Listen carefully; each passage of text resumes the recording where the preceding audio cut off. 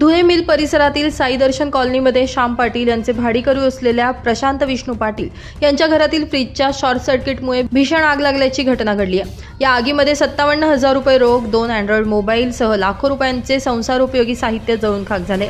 आग लागल्याची माहिती मिळताच धुळे मनपाच्या अग्निशमन दलाच्या वतीनं आग आटोक्यात आणण्यासाठी शर्थीचे प्रयत्न करण्यात आले, मात्र तत्पूर्वी लाखो रुपयांचं साहित्य जळून खाक झाले। घटनेची माहिती वाऱ्यासारखी पसरताच घटनास्थळी नागरिकांनी मोठ्या प्रमाणात गर्दी केली होती। माझं नाव श्याम पाटील। फ्रीज पूर्ण जळून खाक झालेलं आहे, घरातली उपयोगी वस्तू जळून खाक झालेल्या आहेत, नुकसान झालेलं आहे। 30-35 हजार रुपये नुकसान झालं। कशामुळे आग लागली होती? अंदाजे शॉर्ट सर्किट नाही तर फ्रीजच्या लिकेजमुळे आग लागली। किती वाजता लागली होती आग? तरी 11-11:30 वाजता। आम्ही लगेच तात्काळ अग्निशामकला फोन लावला, लगेच अग्निशामक आल्यावर तर आग आणली। नमस्कार, धुळे अग्निशमन दलातनं आज आपल्यास माहिती देत आहोत की आज रोजी दुपारी 12:13 अग्निशमन दलास 100ला कॉल आला असता साई दर्शन सोसायटी श्याम पाटील यांच्या घराला फ्रीजजवळ गॅस लिकेजमुळे आग लागली अशी आम्हाला वार्ता मिळाली। सदर वार्ता मिळताच अग्निशमन दलातून आपलं फायर ब्रिगेड एक वाहन आणि कर्मचारी यांनी तात्काळ श्याम पाटील यांच्या घरी अग्निशमन वाहन आणलं आणि फ्रीजवरती पाण्याचा मारा करून आग पूर्णपणे आटोक्यात आणली। किरकोळ स्वरूपाचे यात नुकसान झालेले आहे। श्याम पाटील यांचे जे घरात उपयोगी होणारे सामान होते याच्यात नासधूस झालेली आहे। नेमकं कशामुळे आग लागली होती? अंदाजे शॉर्ट सर्किटमुळे फ्रीजमधला गॅस वगैरे लीक झाला असेल किंवा फ्रीजमध्ये शॉर्ट सर्किट झाला असेल असा एक आपण अंदाज घेऊ शकतो। याच्यात काही नुकसान वगैरे झालंय का? यात घरातलं फ्रीज वगैरे आणि काही त्यांच्या घरून उपयोगी होणाऱ्या वस्तू होत्या त्यांचं नुकसान झालेलं आहे। यावेळी अग्निशमन दलाचे चालक वाहिद मिर्झा, फायरमन पांडुरंग पाटील, अमोल सरगर इत्यादी कर्मचाऱ्यांनी आग विझवण्यासाठी शर्थीचे प्रयत्न केलेत।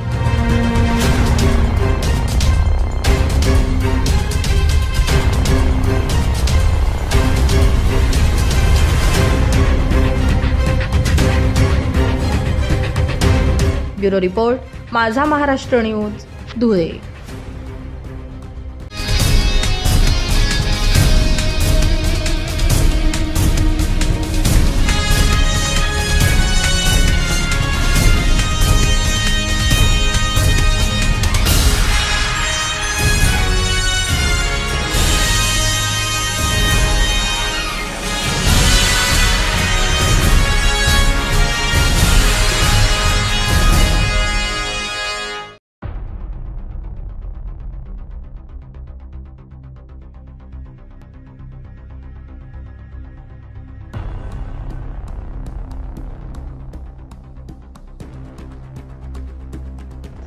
राज्यासह धुळे जिल्ह्यात सरकारच्या वतीनं विविध विकास कामं केली जात असून असंच एक काम धुळे जिल्ह्यातही सुरू करण्यात आलंय।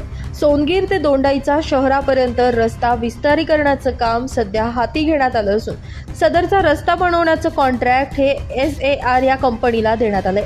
या कंपनीनं चिमठाणे गावानजीक असलेल्या मेथी गावाजवळ काही शेतकऱ्यांकडून काही शेतजमिनी भाडे तत्वावर तर काही जमिनी विकत घेतल्या आहेत। या मेथी गावाजवळ खदानी, स्टोन क्रशरचं साहित्य ठेवण्यासाठी आणि डिझेलचा डेपो करण्यासाठी मेथी गाव ग्रामपंचायतीकडे परवानगी अर्ज सादर केला होता, मात्र या कामाला स्थानिक शेतकरी आणि ग्रामस्थांकडून कडाडून विरोध केला जातोय। मी मेथी येथील शेतकरी ज्ञानेश्वर पाडसिंग गिरासी। आज आमच्या गावात ग्रामसभा घेण्यात आली।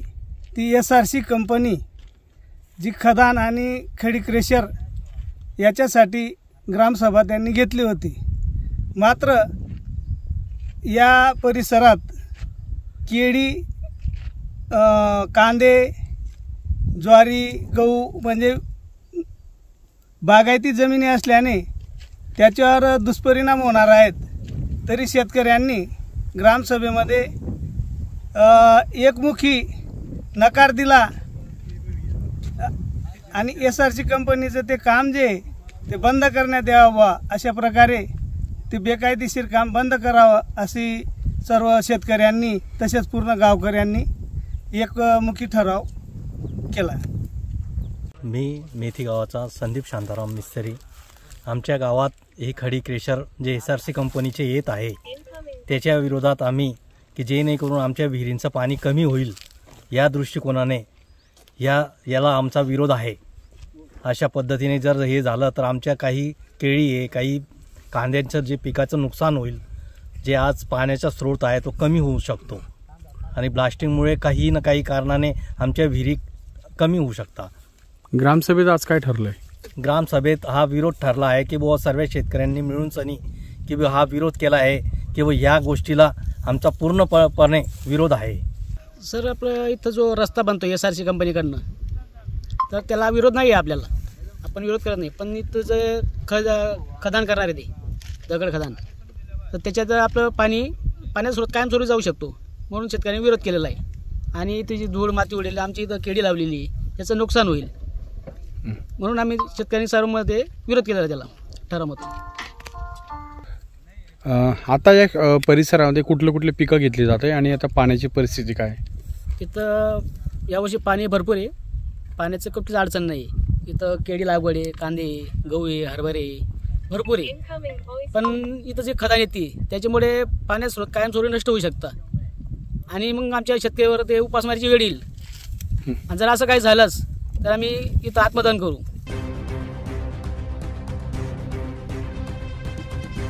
दरम्यान या कंपनीनं ज्या परिसरात शेतजमिनी घेतल्यात त्यात शेतजमिनीच्या आजूबाजूला असलेल्या शेतकऱ्यांच्या पिकांना या स्टोन क्रशर आणि खदानीमुळे मोठा धोका निर्माण होणार असून जमिनी नापीक होण्याची शक्यता वर्तवली जाते।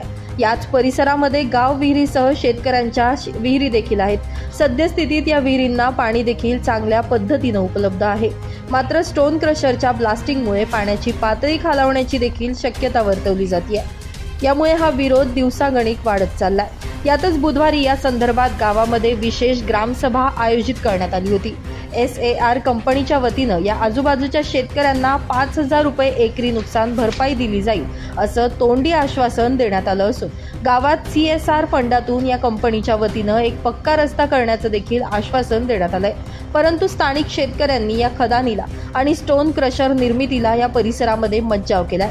गावामध्ये ग्रामपंचायत प्रशासक आहेत, सरपंच आणि अधिकाऱ्यांनी एक दिवस आधी अजेंडा प्रसारित करून तात्काळ ग्रामसभा लावली। यावर देखील शेतकऱ्यांनी आक्षेप घेतला।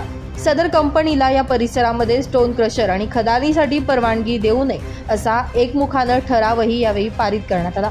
तर शासनाच्या विविध योजनांमधून अनेक कामं होत असतात, यातलाच एक भाग म्हणून या रस्त्याचं काम सुरू आहे व ग्रामसभा बोलावून ग्रामस्थांना सर्वानुमते या कंपनीला खदान आणि स्टोन क्रशरसाठी जागा उपलब्ध करून देण्यासाठी ही ग्रामसभा आयोजित करण्यात आली होती।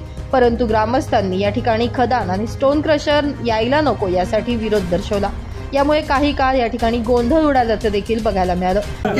बावड़ी ब्लास्टिंग कर रहे हैं सर, उधर तब ब्लास्टिंग करने टाइम में उधर का पानी इसमें आएगा नहीं आएगा कैसे पता चलता है सर? बावड़ी कर रहे हैं सर, इधर आजू बाजू वाला लोग बावड़ी कर रहे हैं, वो ब्लास्टिंग कर रहे हैं, ओपन ब्लास्टिंग ही कर रहे हैं वो लोग। ब्लास्टिंग करने वाले सर नहीं बोर वाला ब्लास्टिंग वही रिग वाला ब्लास्टिंग नहीं, वही है रिग वाला है, वो कंप्रेसर वाला ब्लास्टिंग कर रहे हैं।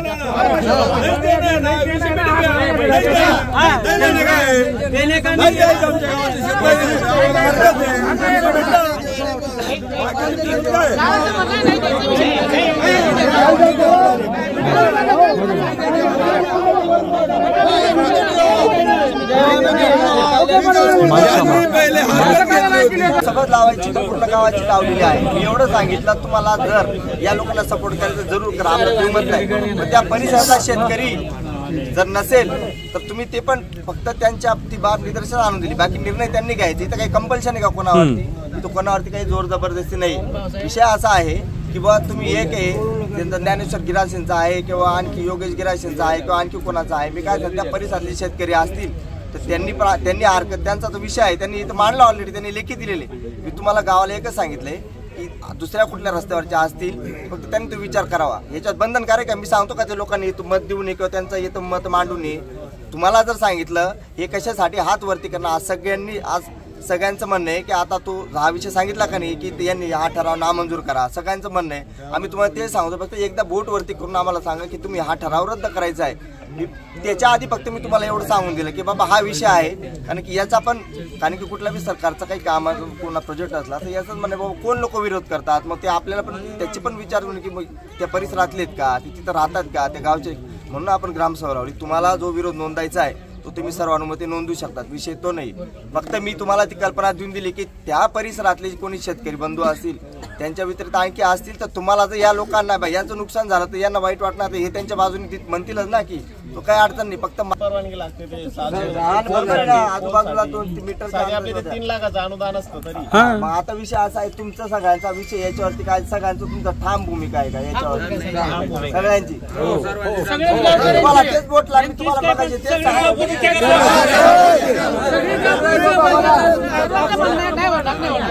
होऊ शकत. सगळे या प्रकल्पाला नाही होऊ शकत, नाही होणार. आज एका शेतकरी बंधूचं नुकसान झालं, दुसऱ्या शेतकऱ्याला लागणार नाही का? पहिला विषय मागील सभेची प्रोसिडिंग वाचून कायम करणे आणि दुसरा विषय होता SRC कंपनीज तात्पुरते खडी क्रेशर मशीन ठेवण्यासाठी ना हरकत परवानगी देण्याबाबत व आयत्या वेळी येणाऱ्या विषयावर अध्यक्ष यांच्या परवानगीने चर्चा करणे. तर आपली मागील ग्रामसभा जी 26 तारखेला झाली होती, 26 तारखेला आपण ग्रामसभेची प्रोसिडिंग वाचून दाखवतो मी.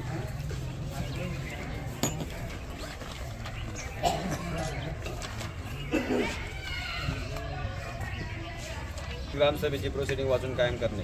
आजच्या ग्रामसभेत ग्रामपंचायत अधिकारी यांनी दिनांक 11/1/2025 रोजीची प्रोसिडिंग वाचून दाखवली. ते प्रोसिडिंग योग्य असल्याने ते कायम करण्याचे ठरविण्यात आले. दुसरा विषय होता आपला GPTP आमचा गावांचा विकास आराखडा तयार करण्याबाबत. नंतर तिसरा विषय होता आपला रमाई घरकुल प्रस्ताव सादर करण्याबाबत. चौथा विषय होता 2016-17 ते 21-22 पर्यंत अपूर्ण घरकुले पूर्ण करण्याबाबत. नंतर पाचवा विषय होता ग्रामनिधीमधून करावयाच्या दिव्यांगासाठी 5% खर्चाचे नियोजन करण्याबाबत. पुढचा 6वा विषय होता आपला जिल्हा परिषद मराठी शाळेच्या साहित्याचा लिलाव खटला तयार करण्याबाबत. नंतर 7वा विषय होता समाज कल्याण विभागाकडील विविध योजनांच्या लाभार्थ्याची निवड करण्याबाबत. खटला लिलाव तयार करण्याबाबत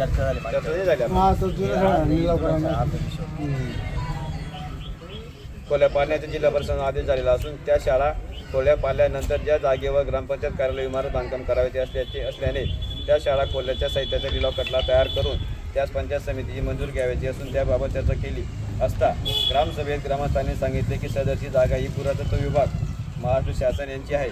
आपण ग्रामपंचायत मार्फत शाळा खोल्या पाडल्यानंतर सदरची जागा पुरातत्व विभाग ताब्यात घेण्याची शक्यता आहे. त्यावर सभेत चर्चा केली असता ग्रामस्थांनी असे सांगितले की सदरच्या शाळा खोल्या या अंदाजित 50 ते 55 वर्षापासून असून त्या जागेवर आहेत. त्याची नोंद ग्रामपंचायत नमुना नंबर 8ला सुद्धा असून तो आपण पाठवलं आहे. ते त्यांच्या पत्रव्यवहार केला आहे, त्यांचा अजून काय तिथं उत्तर आलं नाही आपल्याला.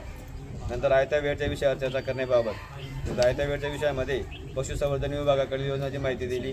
नंतर साठवण तलाव दुरुस्ती व सुशोभीकरण करणे तो आपल्याला ठराव दिला आहे. नंतर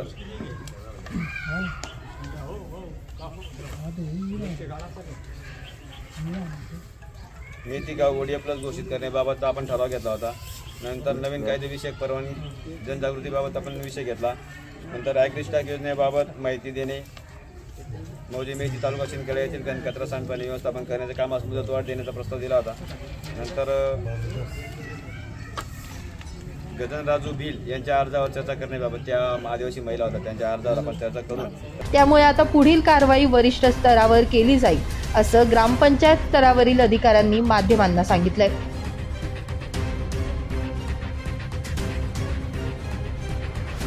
ग्रामसभेमध्ये ही जे CSR आपली SRC कंपनी आहे त्यांचा जो प्लांट होते ज्यांना सोनगीर तो दोंडाईचा हा पहिला जो रस्त्याचं काम दिलं आहे कॉन्क्रीट करण्याचं, त्याच्यामध्ये त्यांचा आमच्या तुमच्या मेथी गावाच्या शिवारामध्ये एक गट आहे 520/1 आणि 2 इथं त्यांना त्यांचं काहीतरी मशीन साहित्य ठेवायचं होतं. काही त्यांचे जे काही त्या खदानीसाठी जे काही साहित्य स्टोन क्रेशरचं ते त्यांना ठेवायचं, त्यासाठी विशेष ग्रामसभा लावली आणि या लोकांना त्या संदर्भात कळवलं होतं. तर मग त्या संदर्भात लोकांची काय संमती आहे किंवा यासाठी ग्रामसभा लावलेली झालं. त्याच्यामध्ये हा विषय झाला, या लोकांनी त्याला संमती दर्शवलेली नाही. सर्वांमध्ये. बरं, 2 विषय होते या कंपनी संदर्भामध्ये. एक खदानीच्या याच्या संदर्भात ब्लास्टिंग करायचं आणि त्याच्यात स्टोन वगैरे काढून क्रेशर तयार करणं आणि त्यांचं जे काही डेपो आहेत डिझेल डेपो किंवा साहित्य, हे 2 वेगळे विषय होते. या दोघेही विषयांना गावकऱ्यांनी सहमती दाखवली का असहमती दाखवली? फक्त याच विषयाचा विषय होता. हा जो तुमचा 520चा जो आहे ते वेगळं क्षेत्र आहे. हा जो 520चा विषय यांचं साहित्य मशिनरी ठेवण्याचा, याच्यासाठीच फक्त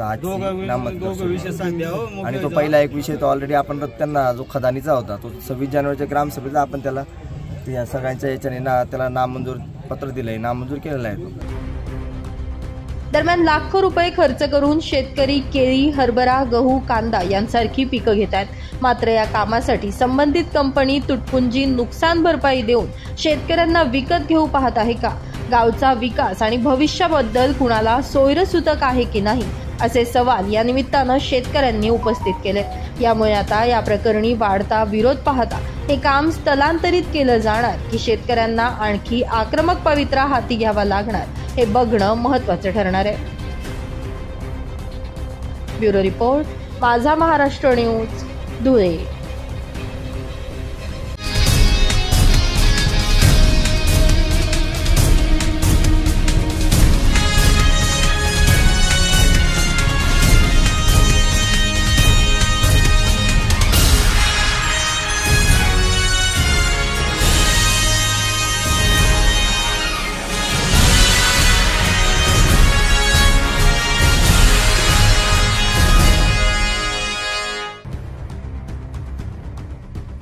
अश्लील चाळे व शिवीगाळ करणाऱ्या टवाळखोरांविरोधात कंट्रोल रूमला तक्रार केल्याचा राग आल्यानं टवाळखोरांनी मेडिकल चालकाला जबर मारहाण केल्याची घटना धुळ्यातील नगावबारी परिसरात असलेल्या फॉरेस्ट कॉलनीत घडली आहे. या मारहाणीमध्ये प्रभुलाल मांडोळे यांना जबर मार लागल्यानं त्यांना उपचारार्थ भाऊसाहेब विहिरे वैद्यकीय महाविद्यालयात दाखल करण्यात आले.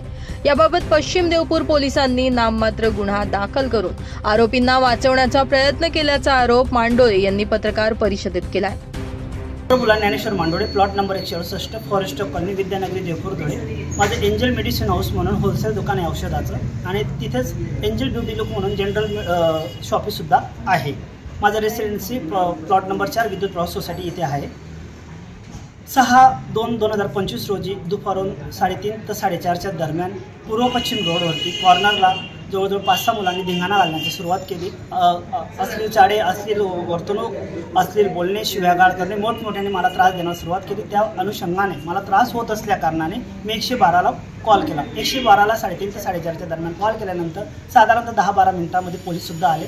त्यांनी त्या मुलांना तिथून पांगवण्याचा प्रयत्न केला. त्यांचे नावं, त्यांचे मोबाईल नंबर, त्यांचे संपूर्ण नोटिंग करून फोटो काढून ते निघून गेले. 4:30 ते 5:30च्या दरम्यान ह्या मुलांनी अजून 10-15 माणसांना, बायांना, मुलांना बोलून मला 4:30 ते 5:30च्या दरम्यान बेदम मारहाण केली. त्यात सुमन बाई लखापाडे या बाईंनी माझ्याजवळचे 11,880 रुपये हिसकावून घेतले. त्यावेळेस माझं एंजेलिक ब्युटी लुक इथं माझं 300 लिटरचं फ्रीजसुद्धा आहे आईस्क्रीमचं. माझं पूर्ण एम्प्टी फ्रीज आहे. आता आईस्क्रीम चालू होते उन्हाळ्यामध्ये, म्हणून मी आईस्क्रीमची ऑर्डर दिली होती. तो आईस्क्रीमचा मालसुद्धा येणार होता. ते जे फोन मला रेग्युलर चालू होते. मी ते पैसे घेण्यासाठी गुरुमौली निवासमधून निघालो आणि या सुमनबाईंनी ती माझी बॅग हिसकावून घेतली आणि त्या मुलांनी लाठ्या काठ्यांनी येऊन मला बेदम मारण्याचा प्रयत्न केला. त्यात साजन लखापाडे, बटू गड्ड्या बटू पाडे, धीरज बटू पाडे, सुनील पाडेचा मुलगा आहे. एक गोपाल सरनेम असलेला काळा सावळाचा मुलगा आहे, तो बी त्यांच्यासोबतच होता. ह्यांना पोलिसांनी फोटो काढून मेन्शन केलं होतं. त्यानंतर यांनी आकाश भिकापाडे याला फोन केला. आकाश भिकापाडे कुणाल नावाचा मुलगा आहे, बाईकवर आले. त्यांनी बाईक पार्किंग केली आणि त्यांनी मोठमोठे दंडुके 2.5-3 फुटाचे काठीचे दंडुके आणून मला बेधम मारलं.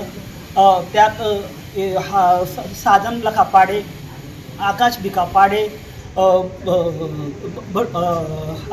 गड्ड्या बटुपाडे, धीरज बटुपाडे यांनी मारहाण केली. त्यात अश्विनी आकाश पाडे, ही कुणालची आई कुणाल यांनी बी मारहाण केलेली आहे मला.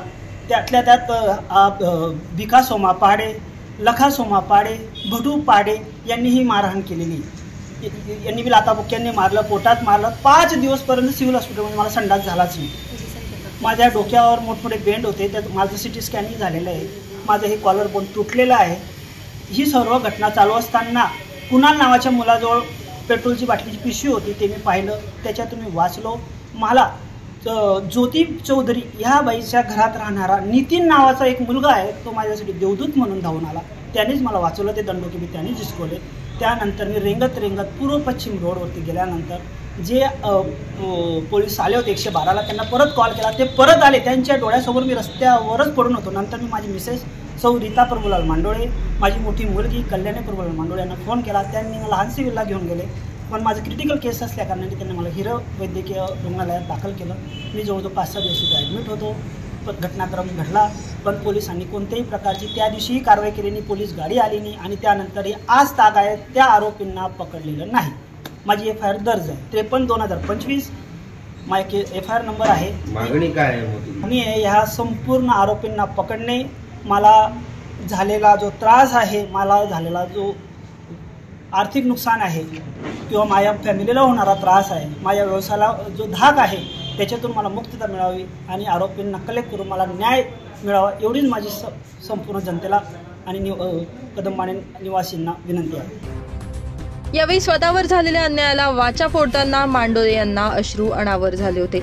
या प्रकरणी साजन लखा पहाडे, गड्ड्या भटू पहाडे, धीरज पहाडे, आकाश भिका पहाडे, कुणाल दीपक पहाडे, अश्विनी आकाश पहाडे, लखा सोमा पहाडे, भिका सोमा पहाडे, भटू पहाडे यांच्यासह इतर आरोपींविरोधात कठोर कारवाई करण्याची मागणी प्रभुलाल मांडोळे आणि रीता मांडोळे यांनी पत्रकार परिषदेमध्ये केली आहे.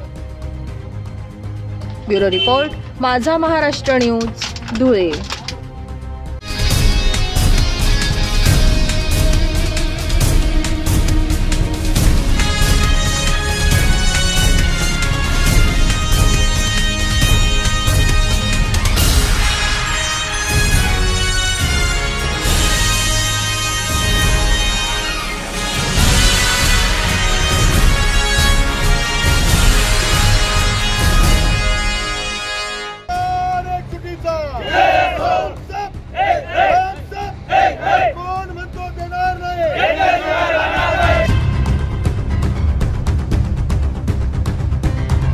आज एसटी कर्मचाऱ्यांकडून राज्यभर आंदोलनं करण्यात येत आहेत. प्रलंबित आर्थिक मागण्यांसाठी एसटी कामगार संघटनेकडून धुळ्यात देखील निदर्शनं करण्यात आली.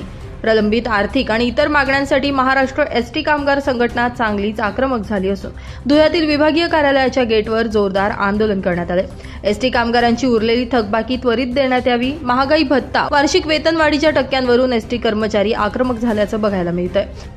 आज कामगारांच्या प्रलंबित मागण्यांसाठी राज्यभरामध्ये महाराष्ट्र एसटी कामगार संघटनेच्या वतीने भव्य असं निदर्शने आंदोलन प्रत्येक आगाराच्या प्रत्येक युनिटच्या गेटवर करण्यात येत आहे.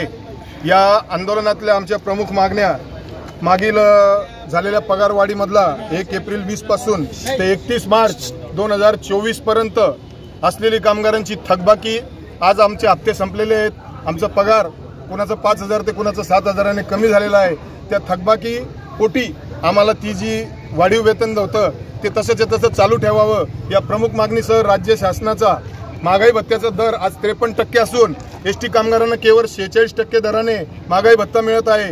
ही बाब अत्यंत खेदाची असून आम्हाला फरकासह हा 53% महागाई भत्ता लागू करावा, अशा प्रमुख मागण्यांसह आमच्या अलीकडेच झालेल्या भाडेवाढीमध्ये प्रवाशांसह आमच्या वाहकांची मोठी डोकेदुखी वाढलेली आहे. ती भाडेवाढी 1च्या पटीत झालेली आहे, ती 5च्या पटीत करण्यात यावी, अशी आमची प्रमुख मागणी आहे. या मागण्यांसह इतर प्रलंबित मागण्यांसाठी आमची PF उचल सुमारे 6 महिन्यापासून थकलेली आहे. आम्हाला PF उचल देखील मिळत नाही. बँकेचे कर्ज एका बाजूला कामगारांना मिळत नाही. कामगारांच्या मुलांचे लग्न असतील, मुलींचे लग्न असतील, वैद्यकीय कारण असेल, यासाठी आम्हाला कोणत्याही प्रकारची उचल दिली जात नाही. ही बाब सुद्धा अत्यंत आम्ही संघटनेच्या वतीने खेद व्यक्त करत आहोत.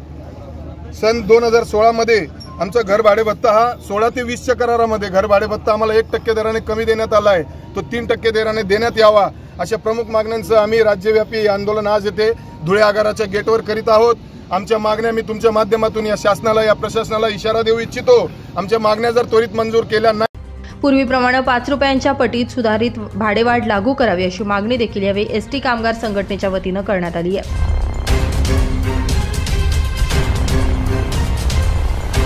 ब्युरो रिपोर्ट, माझा महाराष्ट्र न्यूज, धुळे.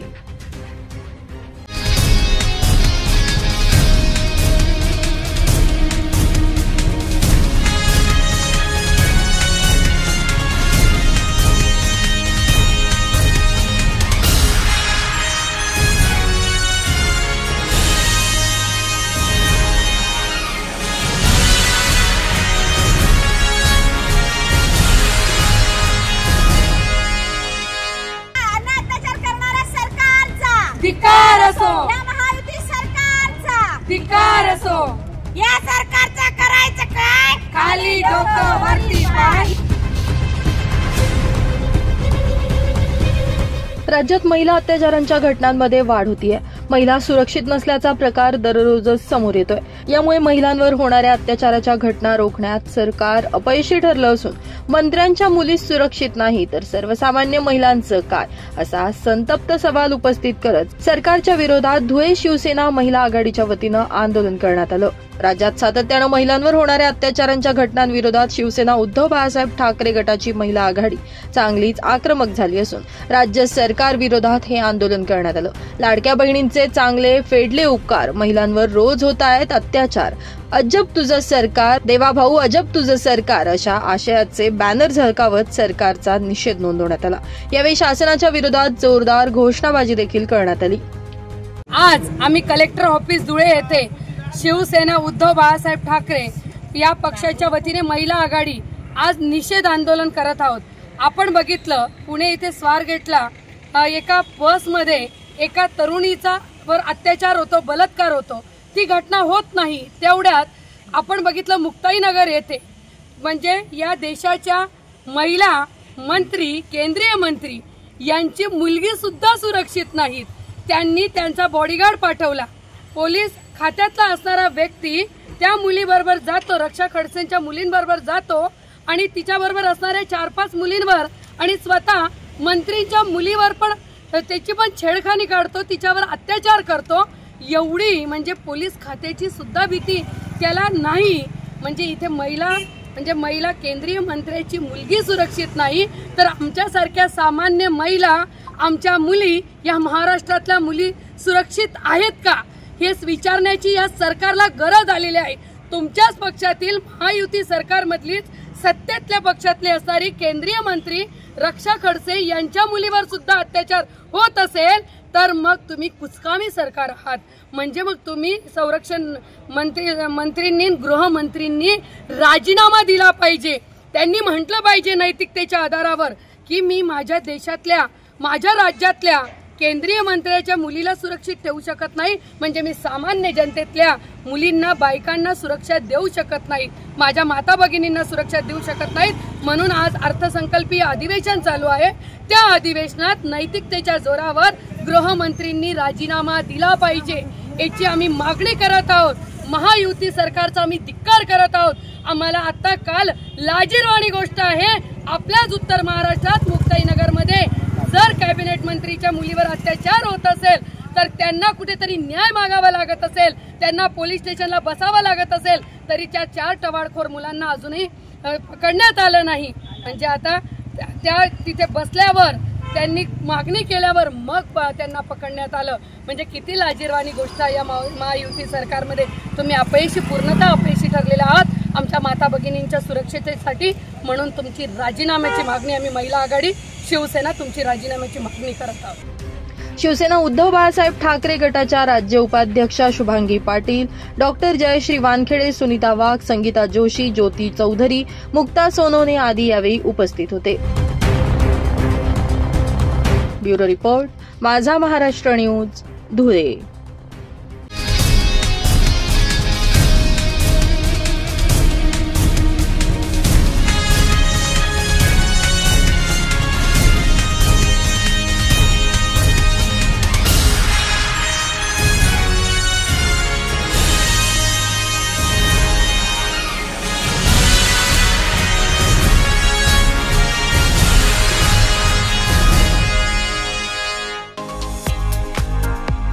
ज्येष्ठ कवयित्री सोनाली मराठे यांच्या लिखित खामोशिया या हिंदी काव्यसंग्रहाचं प्रकाशन महाराष्ट्राचे माहिती संचालक हेमराज बागुल यांच्या हस्ते करण्यात आलं.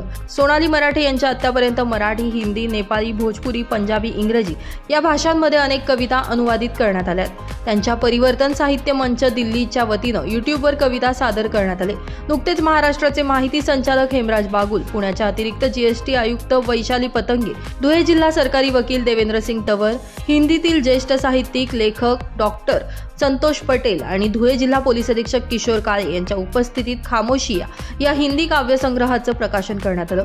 सदर कार्यक्रमाचं आयोजन कोतवाल हॉल या ठिकाणी करण्यात आलं होतं। विजयराव अहिरराव, ॲडव्होकेट ऋतुराज वाघ, ॲडव्होकेट वैष्णवी विजय अहिरराव यांनी या कार्यक्रमाचं आयोजन केलं होतं।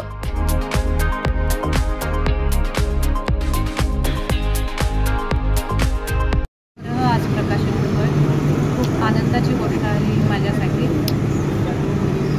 भाषा ही जोडणारी असते एकमेकांना, भाषा ही माणसाला माणसाशी जोडणारा पूल आहे आणि अभिव्यक्तीला भाषा नसते, तर तुम्ही कुठल्याही भाषेत तुम्ही व्यक्त होऊ शकता। मला ती संधी मिळाली आणि मला भवतालात काय घडतंय, भवतालात हा फक्त म्हणजे माझा आतला आवाज नाही आहे, तर मी नेहमी आजूबाजूला जे बघते आणि त्याचं अवलोकन करते ते मी मांडण्याचा नेहमी प्रयत्न केलेला आहे या माझ्या कवितांमधून छोट्या छोट्या। तुम्ही ते सगळ्यांनी वाचाव्यात ते कविता आणि त्याचा अनुभव घ्यावा, एवढंच मी फक्त म्हणते। धन्यवाद। ब्युरो रिपोर्ट, माझा महाराष्ट्र न्यूज, धुळे।